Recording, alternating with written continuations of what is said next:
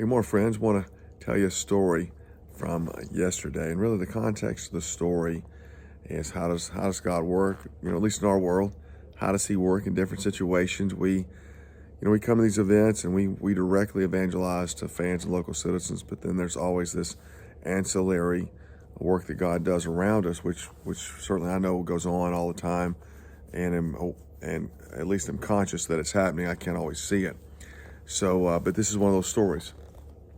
So yesterday we were going down the Eiffel Tower, and so I said, three or four of us, and I said, let's go. I want to stop at Trocadero metro station first. Trocadero, if you look on the map, is a tourist spot, and it's across the river from Eiffel Tower. And I thought it'd be busy, so we get off the metro stop, and it wasn't busy. So we walked down the hill a little bit, about 10 minutes, and come to a circular intersection. In the center of the intersection is a statue of George Washington on a horse, and the station's called IENA, I guess. That's, IENA.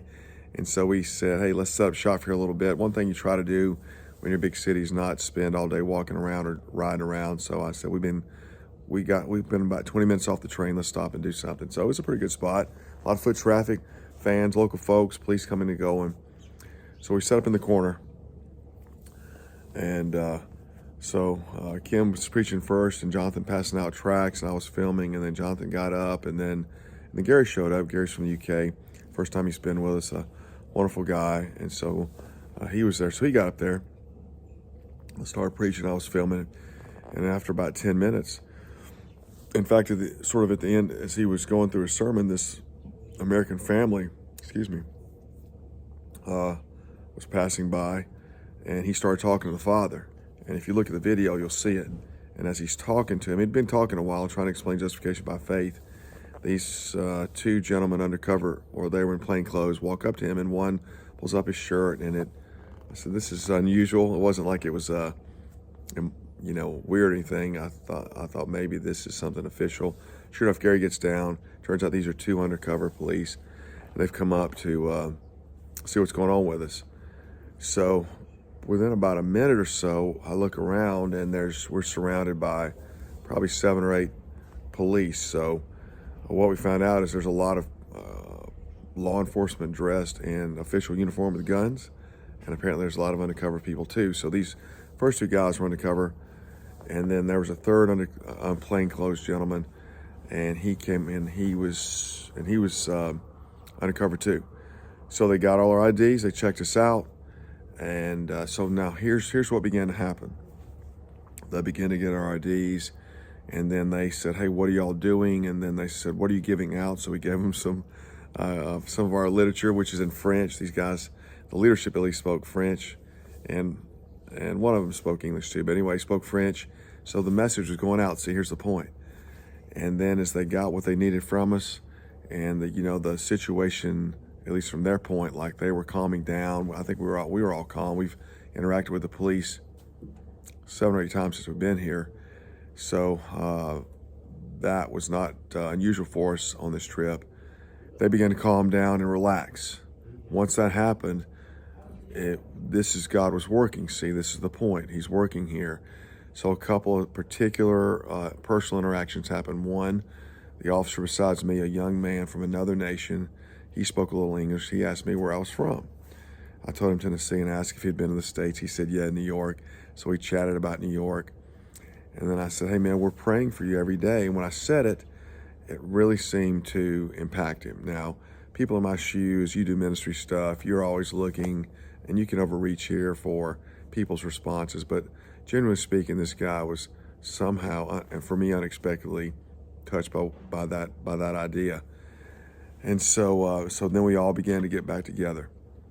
And I told them, the main guy, who became a really friendly guy, they were all friendly people. They weren't mean at all. And I told him, I said, hey, man, I want you to know we're praying for you too. And him and the first guy, undercover cop that came up and talked to Gary. And then we gave them the guys made sure everybody had literature, so the gospel went out. We, in a sense, got to minister to them. They got to see that we weren't there to do anybody any harm. We were all easygoing about it. And then Gary got to pray with a couple of them. He said, "Hey, can I pray for you?" I think he said he prayed. He asked that to 3 of them, and they said yes. So, man, it was an amazing way that God worked to kind of bring the gospel out of a situation, communicate with these officers what was going on, and we got to communicate the message directly and since minister to them as well. A couple more points.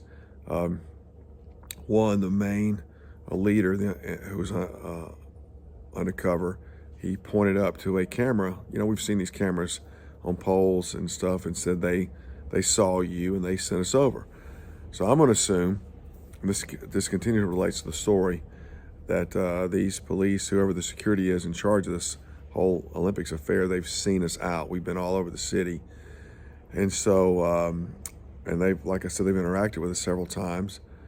Hopefully what is happening here is what we represent to them is they're starting to see, hey, these guys are good guys and this is what they're doing.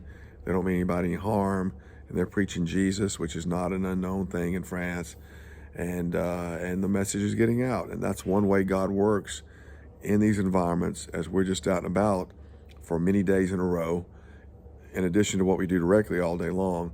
And that's kind of why we come, to permeate an area with the gospel, to saturate an area with the gospel, both verbally with literature and in these sort of informal, spontaneous interactions with authorities and other people. So to me, hope it's a clear story. It's a great story. And I want to share that with you, with the Lord working through us even in that particular moment. Have a great day.